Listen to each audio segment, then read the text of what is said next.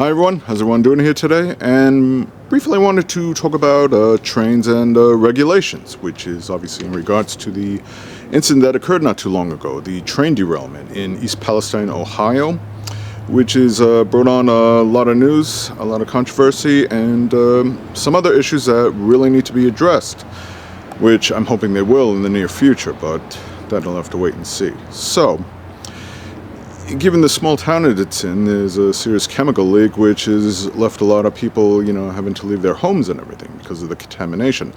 Not just in the ground, but in the water and the air. It's also had an impact on some of the local wildlife, and it's pretty much a mess. There's been a lot of finger pointing.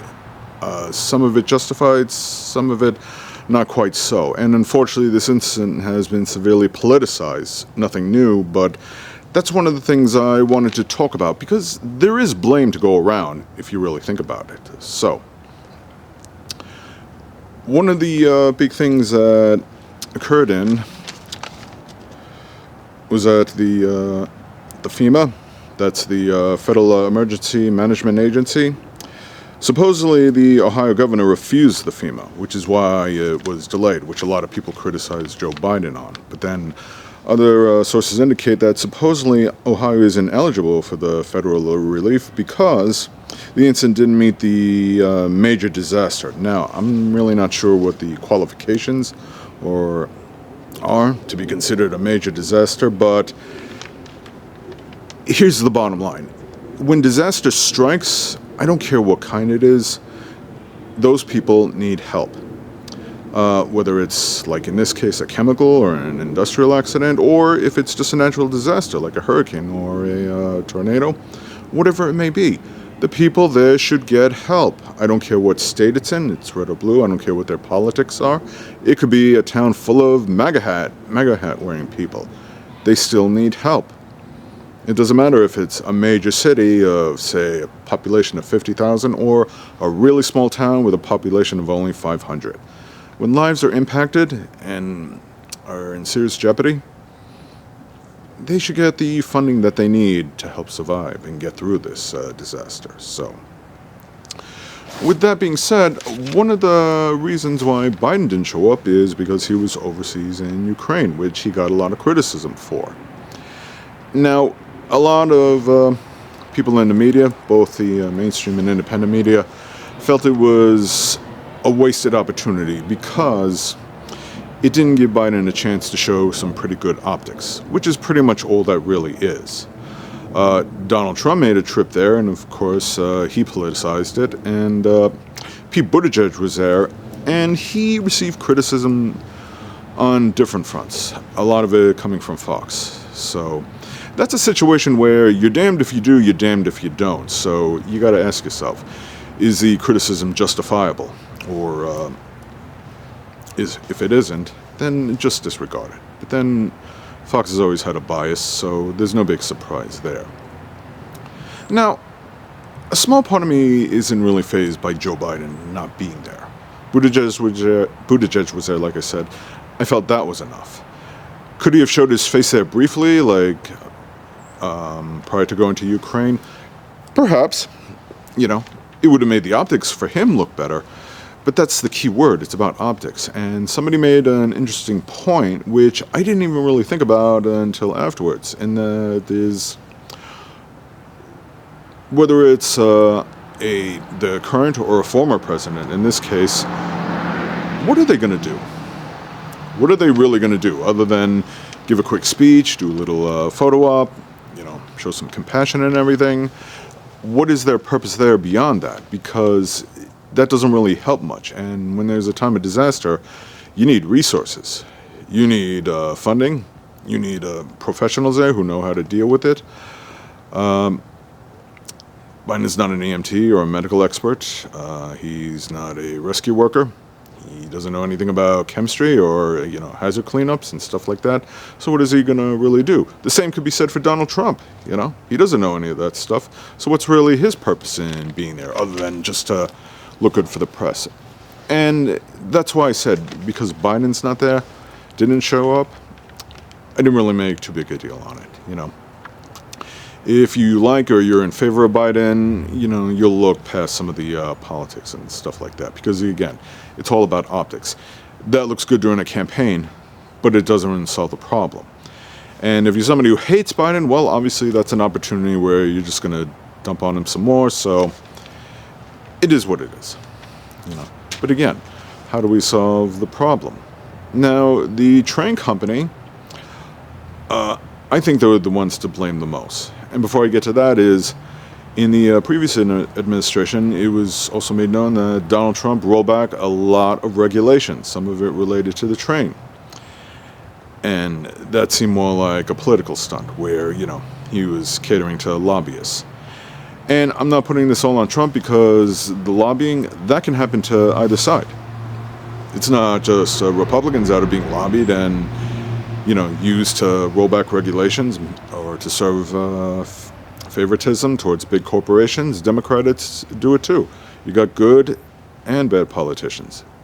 Good Republicans and bad ones, and good Democrats and bad ones.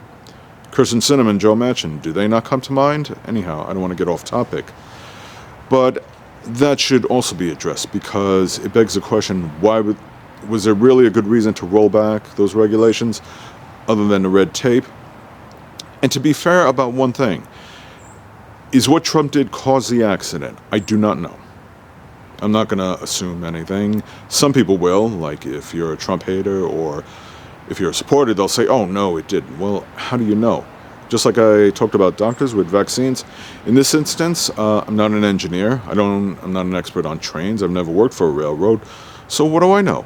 And even if I did have some knowledge, I wasn't there at the incident.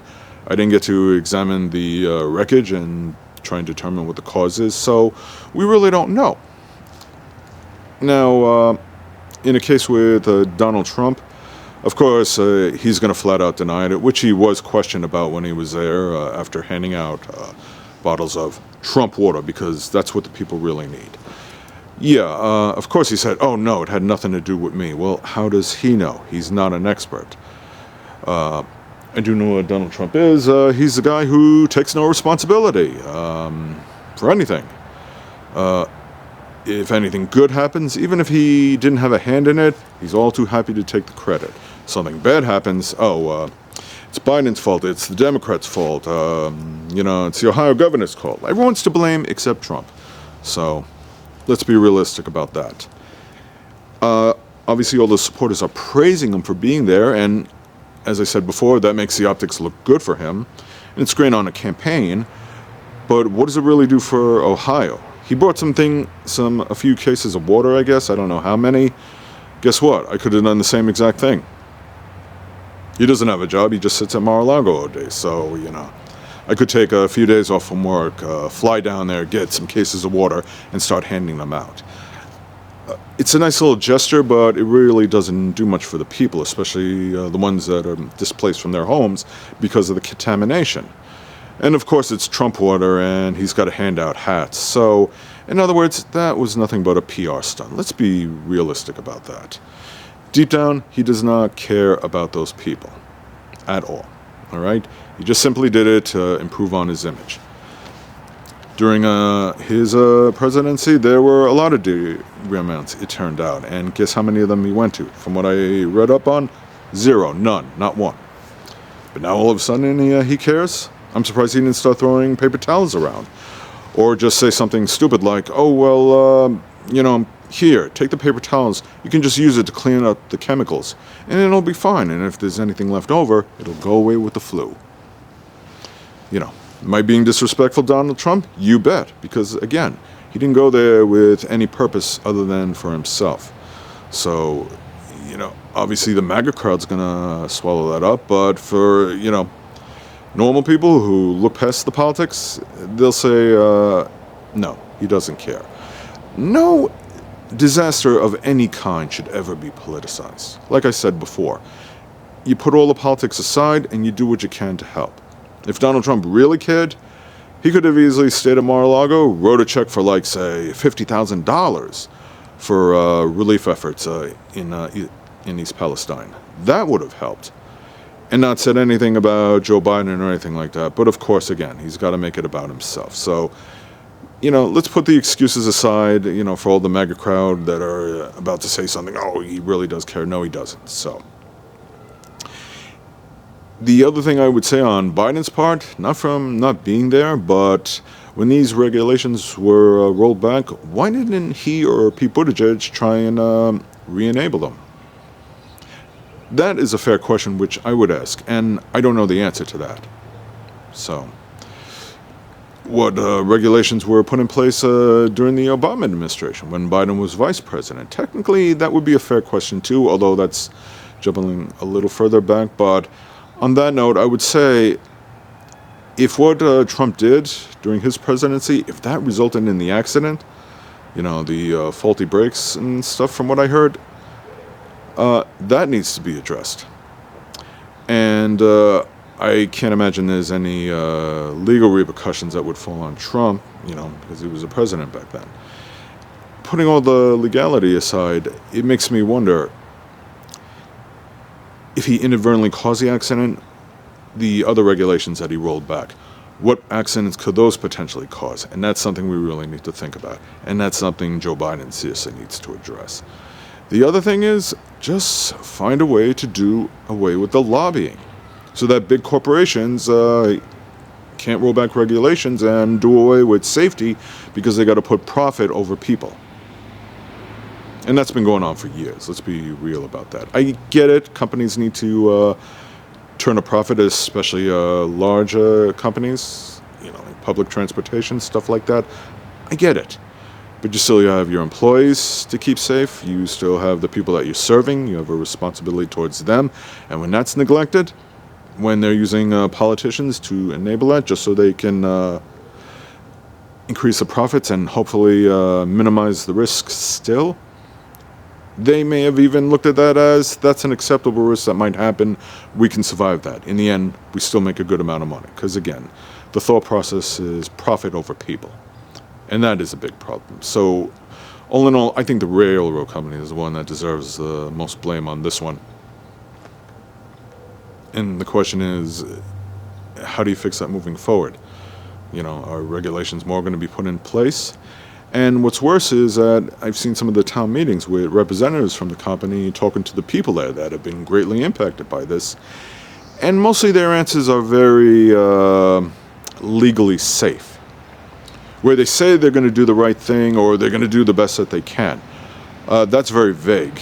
And I think obviously that's by design, because if they give a specific amount as to financial compensation or what they're going to do as far as an agenda to help these people, then they're going to be held to it. And if they don't live up to that promise or that obligation, then there's a liability there.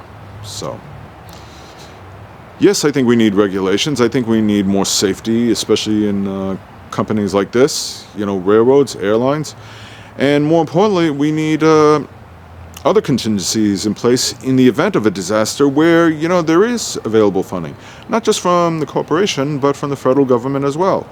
I think FEMA shouldn't be restricted based on certain, what qualifies as a particular type of disaster as to whether or not they can provide funds or not. I think it should be disasters across the board. I know this is not an easy problem to solve, but I think some things can be done to, help with the situation now, but more importantly, deal with situations moving forward. So